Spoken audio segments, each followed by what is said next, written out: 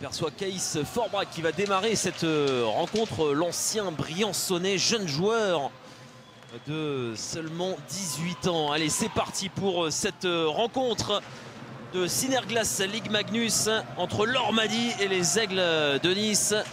Rencontre très important qui va compter pour la Ligue, pour les playoffs. Attention avec ce tir du revers de André Copta.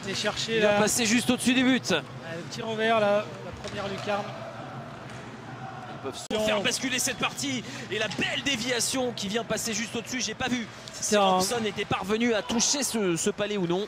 Non, voilà, superbe déviation pour De Kock. C'est mérité pour Anglette qui ouvre le score. Le tir en pleine lucarne et finalement Isaac Charpentier est battu. 1-0 pour l'équipe à l'extérieur. Quel premier tiers. Oui, sur cette occasion de Nice, c'est reparti très vite. Et là, ça a débordé sur la droite et passe au deuxième poteau pour De Kock qui n'a pas raté l'occasion. Hein. On voit cette accélération et voilà, il dévie tranquillement. C'est Austin Glover qui vient trouver le capitaine là-dessus, qui a remporté son duel. C'est un but qui, à l'image de ce début de rencontre, ils sont devant sur tous les deux matchs. C'est la pire unité spéciale défensive de la Ligue qui se retrouve en infériorité numérique. Mais on a vu comment c'est parti cette action, hein, puisque effectivement, deuxième tiers, les bancs sont inversés hein, par rapport à l'attaque et à la défense. Et donc c'était Prout, il sortait du banc. Il a récupéré une passe qui venait du fin fond de la zone défensive. Il est arrivé à battre son vis-à-vis, se retrouver tout seul face à Charpentier et le défenseur a été obligé. Et c'est un pénalty. Ah oui, c'est un pénalty puisqu'il est venu par derrière. Oui, Mikiewicz qui s'élance. Arthur Zmikiewicz. C'est but. L'égalisation de Nice après moins de 2 minutes de jeu dans ce deuxième tiers-temps. Ils ont profité parfaitement de cette faute de Anglette pour revenir dans ce match.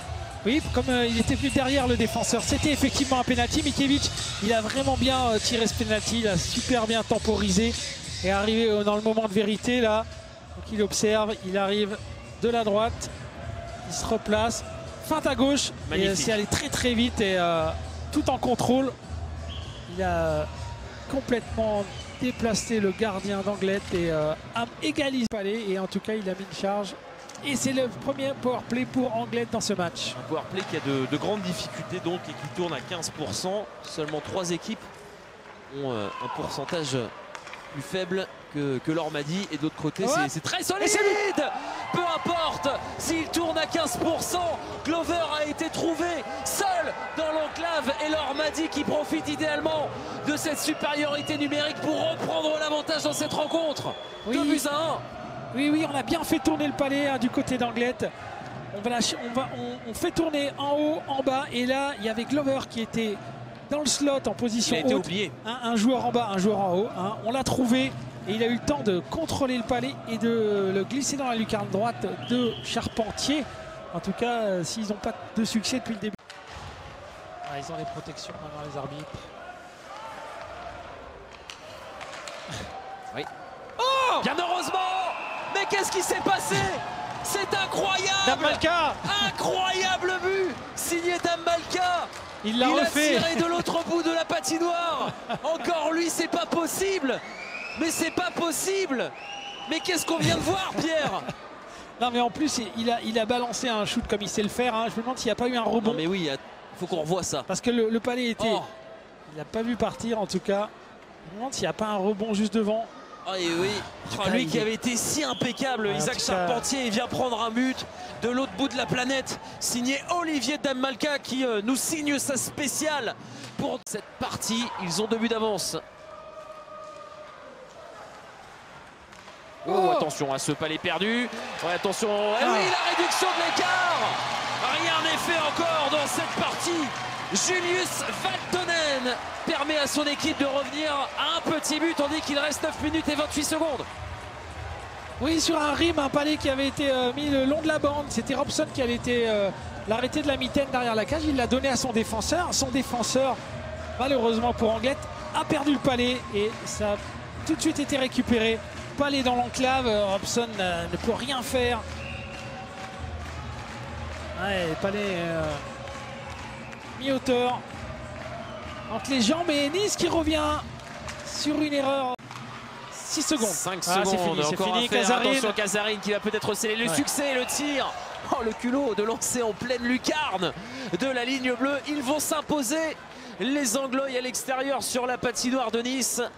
Dans cette toute fin de partie, Casarine qui fait une fantastique saison, qui vient marquer ce but d'assurance et permettre à sa formation bien, de mener de 2 buts. Ça fait 4 buts à 2. Et il a juste passé la rouge et il a, pour ne pas se faire contrer, effectivement il a shooté en l'air, lucarne.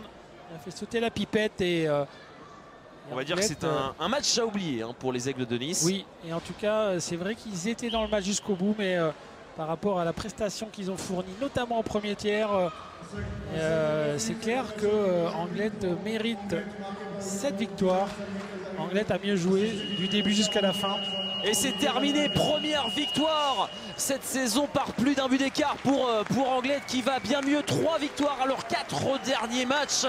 Anglette s'impose à l'extérieur sur la patinoire de Nice sur le score de 4 buts à 2. Un match rondement mené où ils ont fait des différences en supériorité, en infériorité numérique et où ils ont été bons aussi à 5 contre 5. Oui, ils ont fait une grande entame de match, ils ont été plus rapides, ils ont gagné les duels. Ils ont mené 1-0 après ce premier tiers. Le deuxième tiers, Nice, on a cru que Nice revenait dans ce match, notamment après ce penalty et où ils avaient un peu le momentum.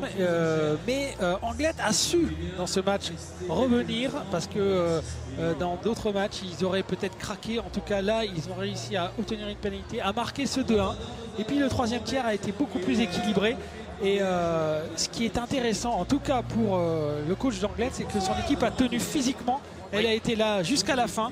Ils ont eu l'énergie pour marquer ce troisième but. Malgré des moments faibles et des gros temps faibles. Bien sûr, il y a eu des temps faibles. Nice a poussé, mais ils ont réussi à tenir cela, et notamment d'infériorité numérique, et ils ont réussi à marquer ce dernier but dans la cage vide. Et là, Pierre, bon courage pour trouver l'homme du match du côté de l'Ormadi. Il y a Glover, il y a Olivier Damalka et il y a aussi Robson. Les 3 ont été très bons. Si vous deviez en choisir qu'un seul, qui vous donneriez? Eh ben, Glover a un but, une assist, mais je pense que ce qui a frappé tout le monde, c'est peut-être le but de Damalka. Alors peut-être son sacrifice en fin de match. Eh ben non, pas du tout. C'est Glover. C'est Glover, c'est Glover, et oui. Qui a effectivement amené le premier but, qui a marqué le deuxième. Il joue à l'extérieur hein, quand même, l'Ormadi. On va pas donner l'homme du match à Damalka qui a marqué un but de sa petite ligne rouge. C'est vrai. Non, mais il a été bon aussi, Glover. Ça, c'est une certitude. Rien à dire. Un but de passe D. 3 points hein, pour Glover ce soir. Ah oui, en plus. Damalka aussi 3 points, un but et 2 passes D pour Olivier Damalka. Donc voilà. De l'autre côté, Isaac Charpentier a quand même été très bon. Il a longuement retardé l'échéance, le gardien des Aigles de Nice. Ouais, mais je pense que le but qu'il a pris de derrière...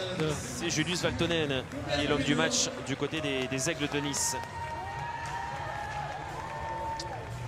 Les 2 formations qui se saluent. Et puis une trêve qui va faire du bien aux 2 équipes. Hein. Il y a un anniversaire donc, qui est célébré.